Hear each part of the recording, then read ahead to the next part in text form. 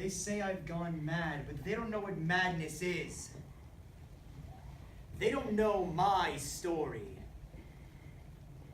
Or stories. How it all began. Let me tell you, and then you be my judges. Tell me if I'm insane. You see, it all started when I lost Lenore. Have you ever lost someone or something that meant everything to you? Meant so much that when it was gone, you could feel the hole it left in you? It happened to me. The memory of it keeps clawing at you like an animal.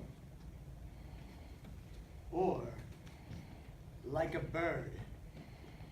Once upon a midnight dreary, while I pondered, weak and weary, over many a quaint and curious volume of forgotten lore. While I nodded, nearly napping, suddenly there came a tapping, as of someone gently rapping at my chamber door. 'Tis some visitor, I muttered. tapping at my chamber door. Merely this and nothing more. Ah, distinctly I remembered it was in the bleak December, and each separate dying ever wrote its ghost upon the floor. Eagerly I wished the morrow. Vainly I had sought to borrow, for my books surceased to sorrow.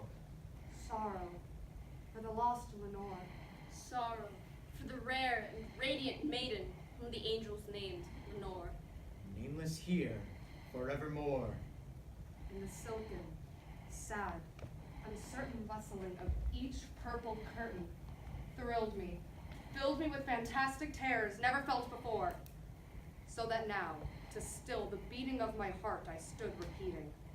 'Tis some visitor entreating entrance at my chamber door. Merely this and nothing more. Presently my soul grew stronger, hesitating then no longer. Sir, Said I, or madam, truly your forgiveness I implore. But the fact is I was napping, and so faintly you came rapping, and so gently you came tapping at my chamber door, that I scarce was sure I heard you. Darkness there, and nothing more. Deep into the darkness, peering long I stood there, Wondering, fearing, doubting, dreaming dreams no mortal had ever dared to dream before. but the silence wasn't broken. and the stillness gave no token. And the only word was spoken was the whispered word. Lenore? This I whispered, and an echo murmured back the word. Lenore. Merely this and nothing more. Back into my chamber turning, All my soul within me burning. soon again I heard a tapping somewhat louder than before. Surely Said I, that is something on my window lattice. Let me see then what thereat is and this mystery explore. Let my heart be still a moment and this mystery explore. 'Tis the wind and nothing more. open here I flung the shutter, when with many a flirt and flutter, In there stepped a stately raven of the saintly days of yore. Not the least obeisance made he, not a minute stopped, or stayed he. But with mine of lord or lady perched above my chamber door. perched upon a busted palace just above my chamber door, Perched, And sat. and nothing more. Then this ebony bird beguiling my sad fancy into smiling, by the grave and stern decorum of the continents it wore. Though thy crest be shorn and shaven, thou I said, art sure no craven. Ghastly, grim, and ancient raven, wandering from the nightly shore. Tell me what thy lordly name is on the night's Plutonian shore. quoth the raven. Nevermore. Much I marveled this ungainly fowl to hear discourse so plainly, though its answer little meaning, little relevancy bore. For we cannot help agreeing that no living human being ever yet was blessed by seeing bird above his chamber door. Bird or beast upon the sculpted bust, with such name as, Nevermore. but the raven, sitting lonely upon the placid bust, spoke only that one word, as if in that one word did his soul outpour. Nothing farther did he uttered, not a feather did he fluttered, till I scarcely more than muttered. Other friends have flown before. On the morrow he will leave me as my hopes have flown before. Then the bird said, Nevermore.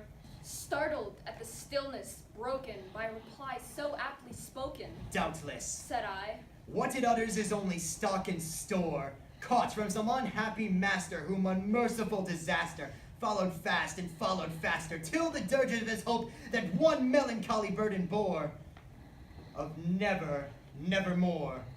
But the raven, still beguiling all my fancy into smiling, straight I wheeled a cushioned seat in front of bird and bust and door. Then, upon the velvet sinking, I betook myself to linking, fancy unto fancy, what this ominous bird of yore, what this grim, ungainly, Ghastly. gaunt, and ominous bird of yore meant in croaking. Nevermore. This I sat engaged in guessing, but no syllable expressing. To the fowl whose fiery eyes now burned into my bosom's core, this and more I sat divining, with my head at ease reclining, on the cushion's velvet lining that the lamplight gloated o'er. But whose velvet violet lining with the lamplight gloating o'er. She shall press, nevermore. Then methought the air grew denser, perfumed with an unseen censer, swung by Sephirim whose footfalls tinkled the toughened floor. Wretch, I cried, thy God hath lent thee. By these angels he hath sent thee. Respite, respite and depend from this lost Lenore. Quaff, oh quaff this kind nepent, and forget this lost Lenore. quoth the raven. Nevermore, Prophet, said I. thing of evil, prophet still if bird or devil. Whether temper sent or tempest toss thee here ashore, desolate yet all undaunted, on this home of horror haunted, on this desert land enchanted, tell me truly I implore, is there balm in Gilead? Tell me I implore. Quoth the raven. Nevermore. Prophet, Said I, thing of evil, prophet still if bird or devil, by that heaven that bends above us, by that God we both adore, tell this soul with sorrow laden, if within the distant Eden it shall clasp a sainted maiden whom the angels name Lenore. quoth the raven. Nevermore. Be that word our sign of parting, bird or I fiend. shrieked upstarting. Get thee back into the tempest and the night's Plutonian shore. Leave no black plume as a token of that lie thy soul hath spoken. Leave my loneliness unbroken, quit the bust above my door, take thy beak from out my heart, and take thy thorn from off my door. Quoth the raven. Nevermore.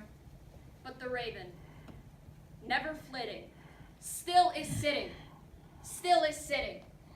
on the pallid bust of Pallas, just above my chamber door. And his eyes have all the seemings of a demon that is dreaming. And the lamplight gloating o'er him throws a shadow on the floor. And thy soul that lies floating on the floor shall be lifted. Nevermore.